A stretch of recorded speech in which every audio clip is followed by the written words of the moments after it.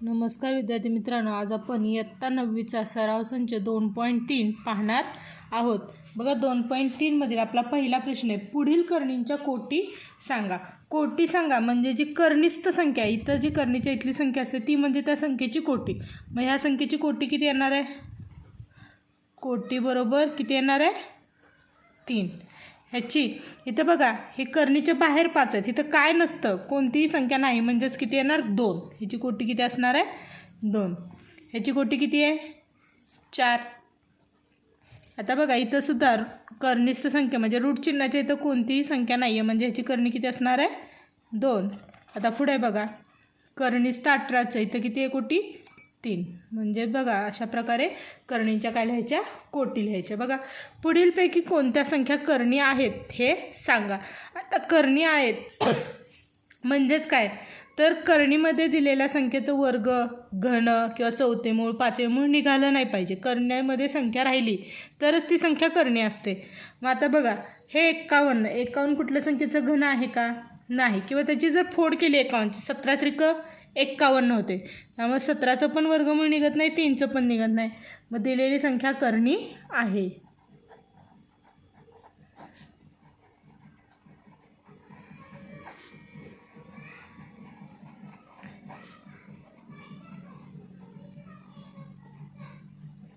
आता बघा कर्णिस्थ 16 आहे, त्याचा चौथा घात आहे.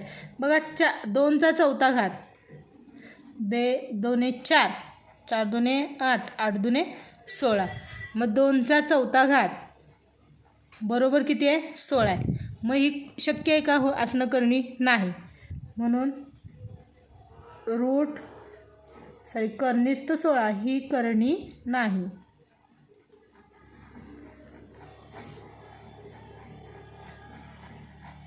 आता 81 बघा, 3चा घन 27, 27 त्रिक 81 होतं, म्हणजे 3चा चौथा घात 81. बघा आपण इथं 3 गुणिले 3 गुणिले 3 गुणिले 3, बघा 3 त्रिक 9, 9 त्रिक 27, 27 त्रिक 81, परंतु इथं कितवा घात दिला आहे? 5वा घात दिलेला आहे. बरोबर. मग होऊ शकतं का? नाही. म्हणून ही कर्णिस्थ संख्या आहे, करणी आहे, कारण की 81 कोणत्याही संख्येचा 5वा घात नाही. बघा ते कर्णिस्थ किती आहे? 256. इथं काय नसतं म्हणजे 2 असतं. बघा 16चा वर्ग 256 आहे, 16 गुणिले 16 म्हणजे 16चा वर्ग बरोबर 256. मग साहजिकच कर्णिस्थ 256 ही संख्या करणी आहे का? नाही. म्हणून कर्णिस्थ 256 ही संख्या करणी नाही. आता इथे बघ कर्णिस्थ 64 दिला आणि तिचा कितवा घात आहे? 3रा.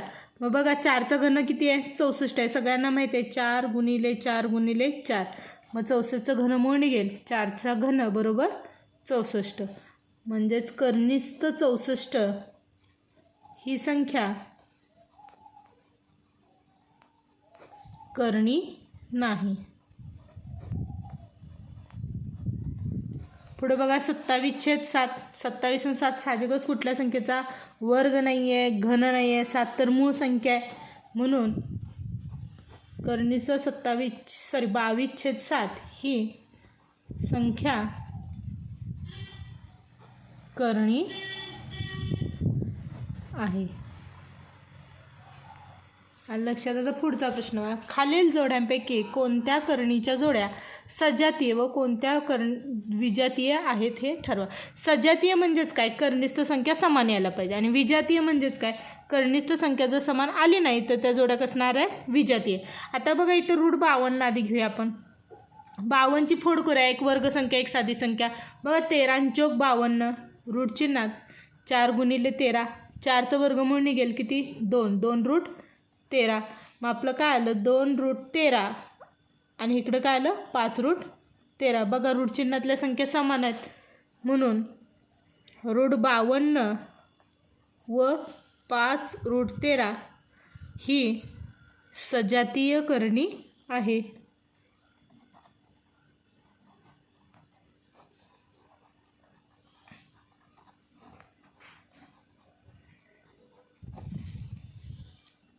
आता पुढे बघा 68 आणि 5√3. आता बघा तुम्ही म्हणणार आम्हाला वर्गसंख्या माहीत नाही, तर काय करायचं, 68चे वर्ग आपण फोड करूया. बघा 68 ती 2ने भाग होतं, 2×6 2×4 पुन्हा 2ने भाग होतं, 2×2 1 राहिला, 2×7 17 2×7 14 17 2×2 4.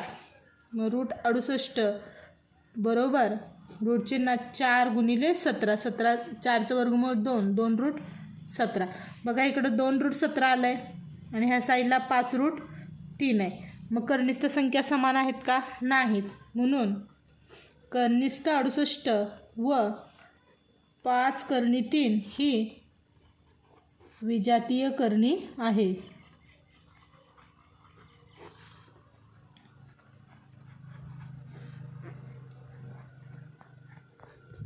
तर पुढे बघा 4√18 4 कर्निस्थ 18 7 कर्निस्थ 2.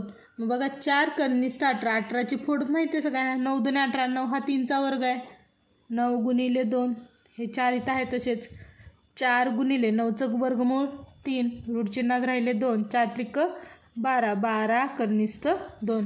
12 कर्निस्थ 2 आणि इकडचं किती आहे 7 कर्निस्थ 2. बघा कर्णीतल्या संख्या समान आहेत, कर्णी 2 कर्णी 2. म्हणून 4 कर्निस्थ 18 व 7 कर्निस्थ 2 ही किंवा ह्या सजातीय करणी आहेत.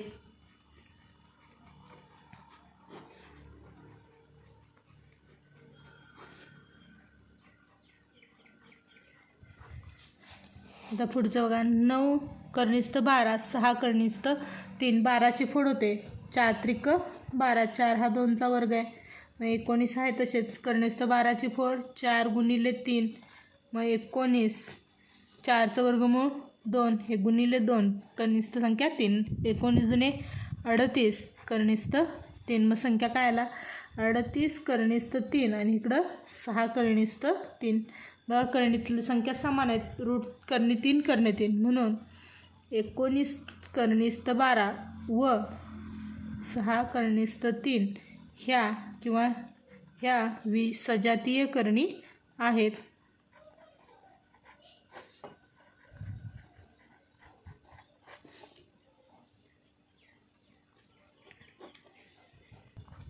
आता पुढं 5 कर्निस्थ 22 आणि 7 कर्निस्थ 33. 22ची फोड केली 11 दुणे 22. 11 ही कुठल्या संख्येचा वर्ग नाही, 2 पण नाही. 33ची 11 त्रिक 33. 11 ही कोणत्या संख्येचा वर्ग नाही किंवा 3 पण कुठल्या संख्येचा वर्ग नाही, म्हणून याची फोडच होत नाही. मग 5 कर्निस्थ 22 व 7 कर्निस्थ 33 ह्या विजातीय करणी आहेत.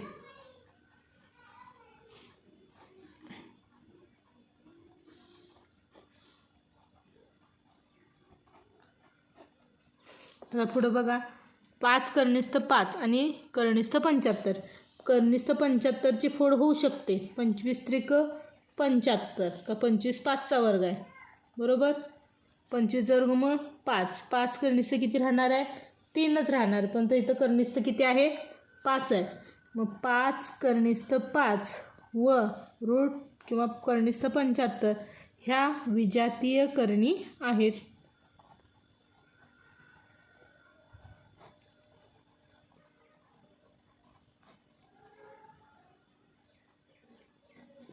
आता पुढचं आहे बघा खालील करणींना सोपे रूप द्या. आता करणींना सोपे रूप द्यायचं म्हणजेच काय करायचं, ज्या कर्णी चिन्हात संख्या दिलेली आहेत त्या करणीची एक वर्गसंख्या आणि एक साधी संख्या अशी फोड करायची आणि वर्गसंख्येचं काय करायचं वर्गमूळ काढायचं. आता बघा कर्निस्थ 27 9 त्रिक 27 9चं वर्गमूळ 3 मग 3 कर्निस्थ 3 आलं लक्षात. आता इथं कर्निस्थ 50ची फोड 25 दुणे 50 25चं वर्गमूळ 5 5 कर्निस्थ 2 आलं लक्षात. आता पुढचं आहे बघा कर्निस्थ 250 250ची फोड 25 10 250 25चं वर्गमूळ 5 5 कर्निस्थ 10. आता 112 112च्या तर फोड करताना तुम्ही म्हणणार आता 112 आम्हाला माहीत नाही, तर आपण अवयव पद्धतीने पाडूया. तुमच्या लक्षात येईल 112 2ने भाग जातो, बे पंचे 10 1 राहिला, बे सक्क 12 पुन्हा 2ने भाग जातो, बे दुने 4 1 राहिला, बे 8 16 पुन्हा 2ने लावूया, बे एक्के बे, बे चौक 8 पुन्हा 2ने लावूया, बे 7 14. आता मात्र भाग होत नाही. मग बघा 2 2चे गट केले तर एक वर्ग संख्या मिळते. बे दुने 4 4 दुने 8 8 दुने 16 16 7 16 हा 4चा काय आहे वर्ग आहे. 16 गुणिले 7 16चं वर्गमूळ 4 4 कर्निस्त 7. आता पुढचं बघा 168 168ची फोड करून बघूया. इथं 4ने लावूया, 4 चौक 16 4 दुने 8. मग बघा पुन्हा 42 जर फोड करायची म्हटली 4ने भाग जात नाही, 2ने जातो, मग पुन्हा मूळ संख्या येते. मग फक्त काय होणार 168ची फोड 42 गुणिले 4 4चं वर्गमूळ निघतं किती 2 2 कर्निस्त 42. हे कच्चं काम आहे, एवढं लक्षात ठेवा. तर पुढचा प्रश्न आहे, खालील संख्यामधील लहान मोठेपणा ठरवा. लहान मोठेपणा ठरवताना काय करायचं, करणीमधील संख्या जी मोठी ती करणी मोठी. आता तुम्ही म्हणा इथं करणी 3 मोठी आहे आणि इकडे 2 आहे म्हणजे इकडचा अपूर्णांक मोठा, असं होऊ शकत नाही. तर ह्या बाहेर दिलेल्या संख्या करणीमध्ये घालवायच्या. बघा 7 कर्निस्त 2. आता 7चा वर्ग करायचा, 7चा वर्ग 49 गुणिले 2 2 आहे तसे करणीमधले 49 आणि 2चं गुणाकार करूया. 9 दुने 18 8 हातचाला 1 9 चौक बेचौक 8 8 आणि 1 9. हां नंतर 5 रूट 3 बरोबर रूट 5चा वर्ग 5 रूट 25 गुणिले रूट 3 25 गुणिले 3 25 त्रिक 75. बघा 98 मोठं का 75, मग रूट 98 मोठं कोणत्या संख्येपेक्षा रूट 75पेक्षा. लक्षात. म्हणून 7 रूट 2 मोठं कोणत्या संख्येपेक्षा 5 रूट 3पेक्षा. लक्षात. आता पुढं बघा 247 आणि 274. इथं करणीमध्ये दिलेलेच आहेत संख्या, मग 247 मोठं येणार का 274, तर 274 मोठं आहे म्हणून 247पेक्षा 274 काय येणार आहे मोठं येणार आहे. आता पुढं बघा 2 कर्निस्त 7 आणि इथं कर्निस्त 28 म्हणजे आपल्याला फक्त ह्या 2ला करणीमध्ये घालावं लागेल, ते घालून घ्या. 2 कर्निस्त 7 बरोबर 2चा वर्ग 4 गुणिले कर्निस्त 7, मग करणीत एकत्र 4 गुणिले 7 7 चौक 28 कर्निस्त 28. हे पण कर्निस्त 28 आहेत, हे पण कर्निस्त 28 आहेत. मग कर्निस्त 28 बरोबर कर्निस्त 28 म्हणजे ह्या दोन्ही संख्या कशा असणार आहेत समान असतात. म्हणून 2 रूट 7 बरोबर कर्निस्त 28. आता पुढं बघा 5 कर्निस्त 5 आणि 7 कर्निस्त 2. इथं 5 कर्निस्त 5 5ला करणीमध्ये घालूया. 5चा वर्ग 25 गुणिले कर्निस्त 5 कर्निस्त 25 गुणिले 5 25 5 125. इथं 7 कर्निस्त 2 बरोबर 7चा वर्ग 49 गुणिले कर्निस्त 2 49 गुणिले 2 बरोबर 9 दुने 18 हातचाला 1 9 बेचौक 8 8 आणि 9.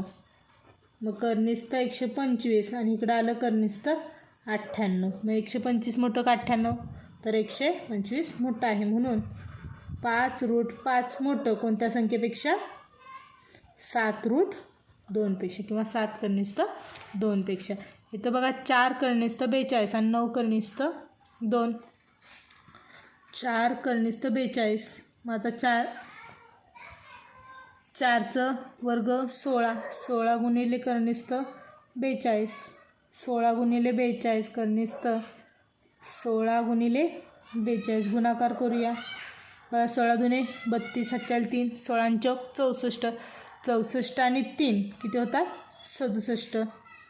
9 कर्निस्त 2 बरोबर 9चा वर्ग 81 गुणिले कर्निस्त 2 81 गुणिले 2 बघा बेक्के बे 8 16. मग 672 मोठं का 162, बघा 672 मोठं कोणत्या संख्येपेक्षा रूट 162पेक्षा. म्हणून 4 कर्निस्त 42 मोठं आलं कशापेक्षा 9 कर्निस्त 2पेक्षा. आता पुढं 5 कर्णिस्थ 3 आणि 9.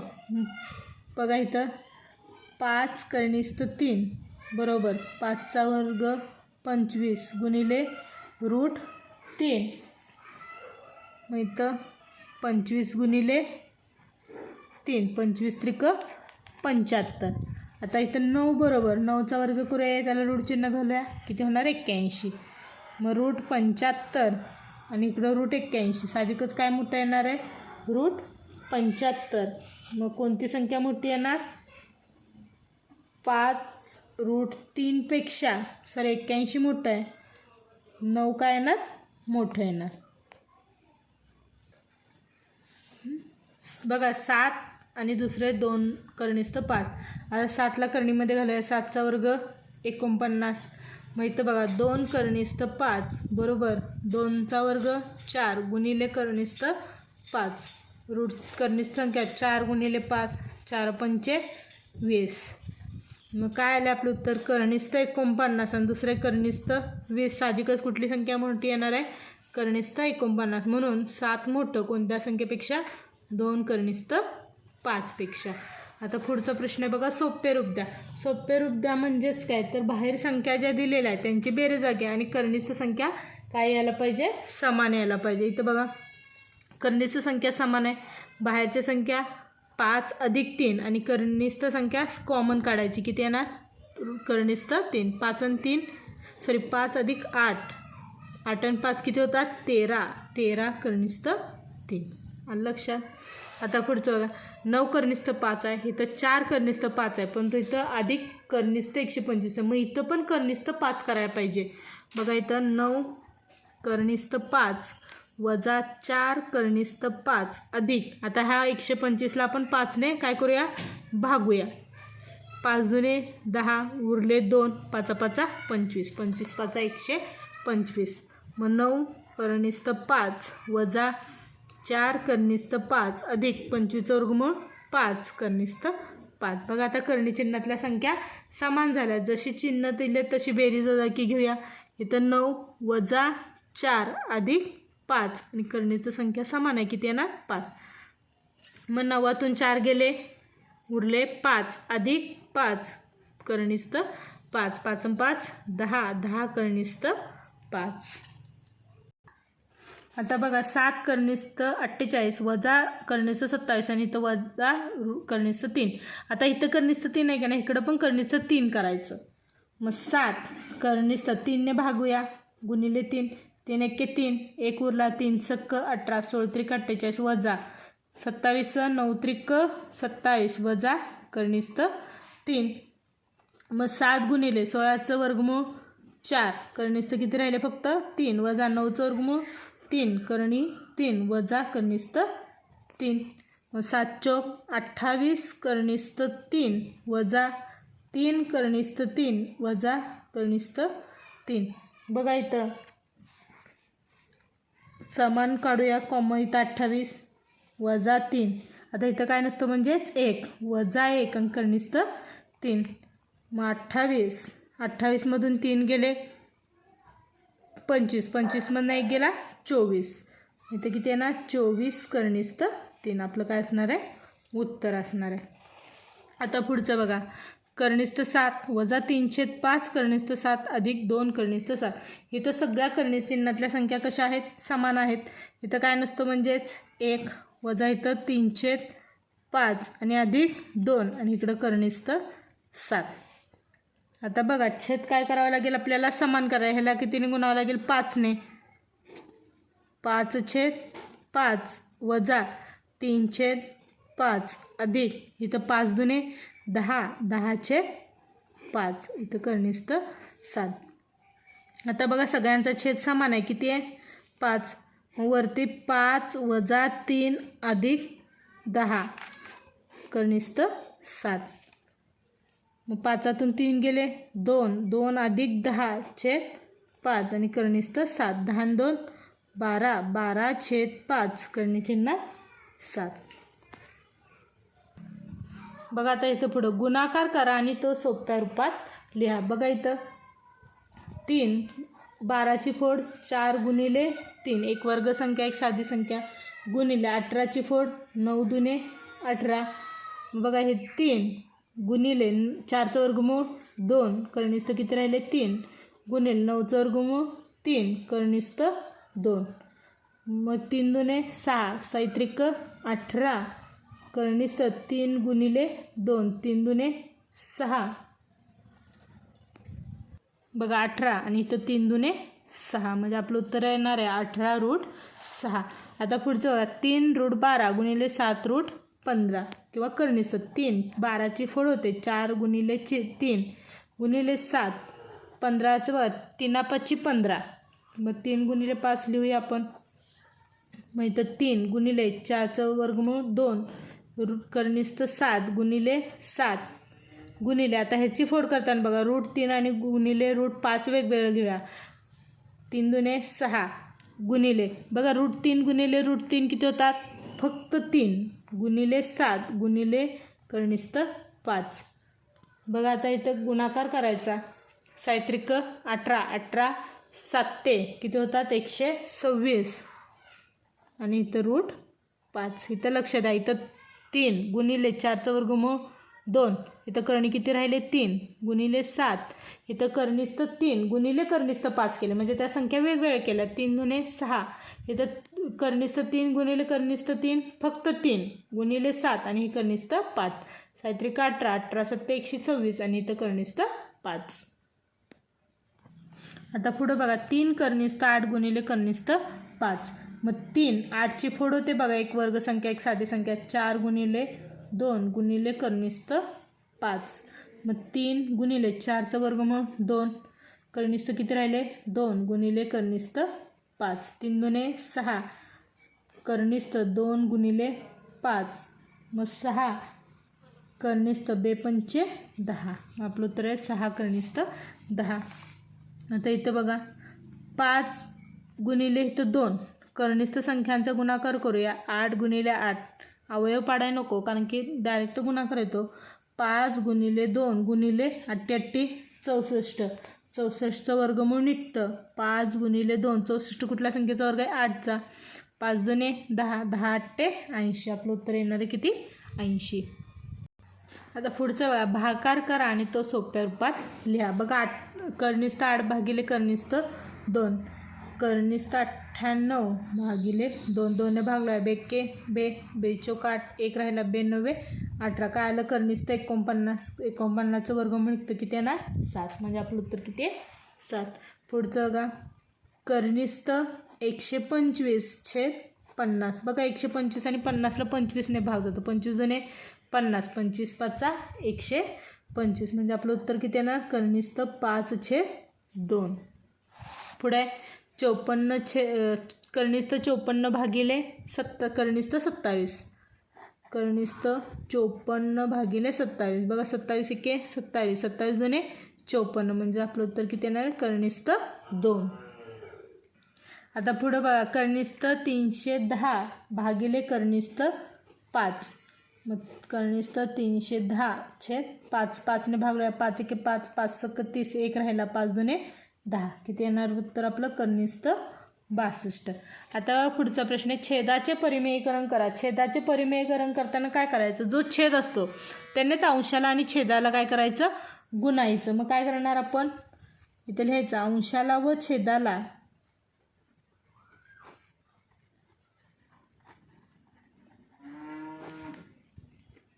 कनिष्ठ 5ने गुणून व 3 कनिष्ठ 5 बरोबर 3 छेद कनिष्ठ 5 गुणिले कनिष्ठ 5 छेद कनिष्ठ 5 बरोबर 3 गुणिले करणी 5, 3 कनिष्ठ 5 किंवा 3√5, मग कनिष्ठ 5 गुणिले 5 फक्त करणी चिन्ह निघून जातं, म्हणजे आपलं इथं किती राहणार 5. आलं लक्षात. गुणाकार केला तर चालतं, एक स्टेप वाढते, नाही केलं तरी चालतं.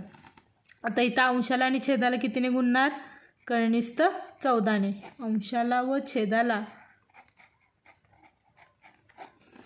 कनिष्ठ 14ने गुणून बघा 1 छेद कनिष्ठ 14 बरोबर 1/14 गुणिले कर्णिस्थ 14/14. मग 1 गुणिले कर्णी 14, कर्णीचा 14, √14 गुणिले √14 किती होतात? फक्त 14. 5/7. अंशाला आणि छेदाला कशाने गुणणार? कर्णिस्थ 7ने. अंशाला व छेदाला कर्णिस्थ 7ने गुणून 5/7 बरोबर 5/7 गुणिले कर्णिस्थ 7/7. 5 गुणिले कर्णी 7, 5 कर्णिस्थ 7 आणि कर्णिस्थ 7 गुणिले कर्णिस्थ 7 फक्त 7. आता इथं अंशाला आणि छेदाला कशाने गुणणार? 9 कर्णिस्थ 3ने किंवा कर्णिस्थ फक्त कितीने? 3ने. बघा इथं कर्णीमध्ये किती आहेत? 3 आहेत. मग अंशाला आणि छेदाला, अंशाला व छेदाला कर्णिस्थ 3ने गुणून मग 6/9 कर्णिस्थ 3 बरोबर 6/9 कर्णिस्थ 3 गुणिले कर्णिस्थ 3 गुणिले कर्णिस्थ छेद कर्णिस्थ 3. 6 गुणिले कर्णी 3, 6 गुणिले कर्णी 3 छेद 9 गुणिले कर्णी 3 गुणिले 3 फक्त किती येतात? 3. मग आता बघा 3ने 6ला भाजलं, 3 किती? 3 दुने 6. वरती 2 कर्णिस्थ 3 छेद किती राहिलं? फक्त 9. आता पुढचं बघा 11 कर्णिस्थ 3. अंशाला आणि छेदाला कितीने गुणणार? कर्णी 3ने. अंशाला व छेदाला कर्णिस्थ 3ने गुणून 11 कर्णिस्थ 3 बरोबर 11 कर्णिस्थ 3 गुणिले कर्णी 3 कर्णिस्थ 3. 11 गुणिले कर्णी 3, 11 कर्णी 3. मग कर्णी 3 गुणिले 3 फक्त 3, कारण की कर्णी चिन्ह काय होतं? निघून जातं. बघा अशा प्रकारे आज आपण इयत्ता 9वीचा सराव संच 2.3 बघितला. जर तुम्हाला हा व्हिडिओ आवडला तर प्लीज लाईक करा, शेअर करा आणि कमेंट करायला विसरू नका.